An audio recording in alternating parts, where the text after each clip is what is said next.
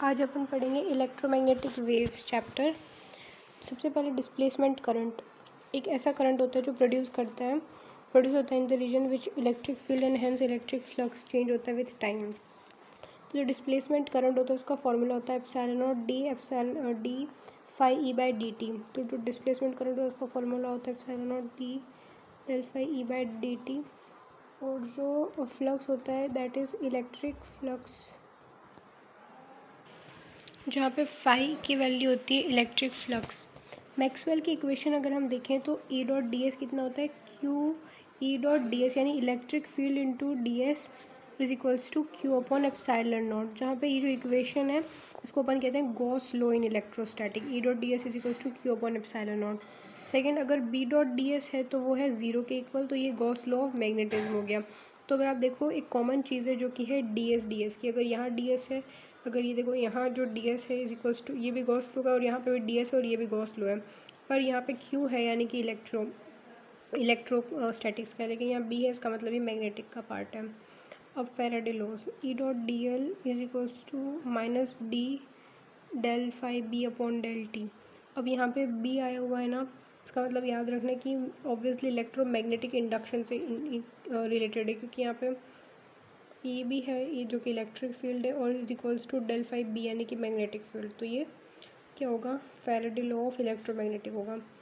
फिर एक है B dot D L is equals to mu naught I C plus I D which is equals to I D is equals to epsilon naught del phi E by del T. तो ये क्या होगा, Ampere Maxwell law होगा। Next, electromagnetic waves. जो electromagnetic waves होती है, एक ऐसी वेव्स होती है those waves in which electric and magnetic field vector change sinusoidally, यानी कि एक दूसरे के परपेंडिकुलर होती है, कुछ इस तरीके से आप देख सकते हो। ये इलेक्ट्रिक फील्ड और मैग्नेटिक फील्ड एक दूसरे के परपेंडिकुलर प्रोपोगेशन है इसका इलेक्ट्रोमैग्नेटिक वेव्स का। जो इक्वेशन है प्लेन प्रोग्रेसिव इलेक्ट्रोमैग्नेटिक वेव की, इसको हम it can be written as E is equals to epsilon naught sine omega T minus X by C, और B is equals to B naught sine omega T minus X by C. ठीक है, और जहाँ पे omega की value क्या होती है 2 pi frequency. Now we have properties of electromagnetic waves. जो प्रॉपर्टीज़ है, सबसे पहले जो वेव्स होती हैं वो ट्रांसफर्स होती है, फिर इनकी जो स्पीड होती है वो 3 × 10⁸ होती है। फिर इलेक्ट्रोमैग्नेटिक वेव्स की जो स्पीड होती है वो 1/μ0 एप्सिलॉन नॉट का अंडर रूट होती है। C is equals to E naught upon B naught, जहाँ पे म्यू नॉट क्या होती है, परमेबिलिटी होती है फ्री स्पेस की, और एप्सिलॉन नॉट क्या होती है, परमिटिविटी ऑफ फ्री स्पेस। तो परमिएबिलिटी और परमिटिविटी इन दोनों में अंतर होता है। परमिएबिलिटी हम यूज़ करते हैं for magnetic things and permittivity हम यूज़ करते हैं for electrical. Okay, now E naught and B naught are maximum value of electric and magnetic field vector. जहाँ पे आपको पता है जो rate of flow of energy in electromagnetic wave is described by the vector S, इसको अपन कहते हैं Poynting vector, which is defined by expression electric field into magnetic field, यानी E into B upon mu naught, which is called Poynting vector. जहाँ पे S क्या होता है, वोट मीटर स्क्वायर या फिर जूल पर सेकेंड। जो मैग्नीट्यूड होता है एस का, वो रिलेटेड होता है the rate which energy is transported by wave across a unit area at an unit and instant. Energy होता है in electromagnetic wave is divided equally between electric और मैग्नेटिक फील्ड वेक्टर में।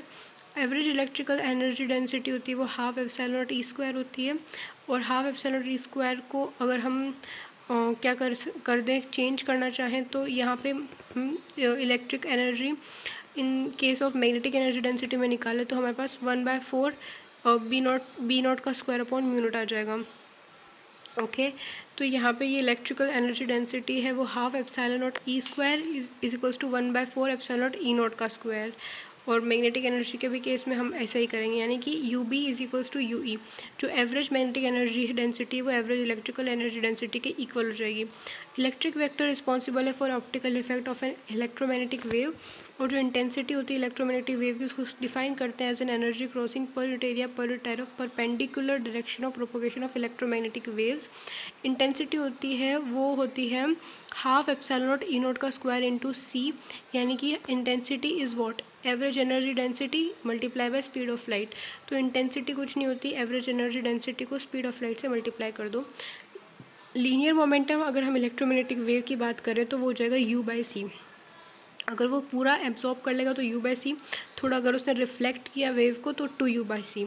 Existence होती है electromagnetic wave को जो hertz ने दी थी 1888 में। अब जो इलेक्ट्रोमैग्नेटिक स्पेक्ट्रम होता है उसको देख सकते हैं आप। जो इलेक्ट्रोमैग्नेटिक स्पेक्ट्रम होता है ना, विजिबल में होता है violet, blue, green, yellow, orange, red, और देखो यहाँ पे हमें विजिबल दे रखा है जो कि विबग्योर दे रखा है। फिर लॉन्गेस्ट आपको पता है वेवलेंथ के केस में इधर है हमारे पास फ्रीक्वेंसी और यहाँ वेवलेंथ। तो इसका मैं अलग से वीडियो बनाऊँगी ट्रिक्स के साथ हम इसको याद करेंगे। रेडियो और microwaves are used in radio and TV communication. Radio और माइक्रोवेव को हम टीवी और रेडियो में काम में लेते हैं। इंफ्रारेड को हम मस्कुलर स्ट्रेन को ट्रीट करने के लिए, फोटोग्राफ्स लेने के लिए, ग्रीन हाउस को वार्म रखने के लिए, वेदर फोरकास्टिंग के लिए इंफ्रारेड को यूज़ करते हैं। और जो विजिबल लाइट होती है ना, वो एक narrow region of electromagnetic spectrum होता है, इसको डिटेक्ट किया जाता है हमारी आंखों के द्वारा। और ultraviolet rays are the study of molecular structure.